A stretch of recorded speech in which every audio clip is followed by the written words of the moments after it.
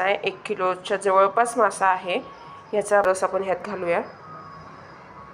नंतर लाल तिखट, आलं लसूण, मीठ आपल्या चवीनुसार अर्धा चमचा। त्या प्रत्येक पीसला हे सगळं लागलं पाहिजे। आता आपण याला अर्धा तास एक मॅरिनेट। हे रवा घेतलाय आणि तांदळाचं पीठ घेतलंय, त्यात मीठ आणि थोडंसं लाल तिखट टाकून घेतलंय, म्हणजे कुरकुरीत मासा तयार होतो। आता आपण हे सगळं कोटिंग करून घेऊया आणि मासा तळूया। दोन्ही साईडने छान खरपूस भाजून घ्यायचा मासा। मासा तयार आहे।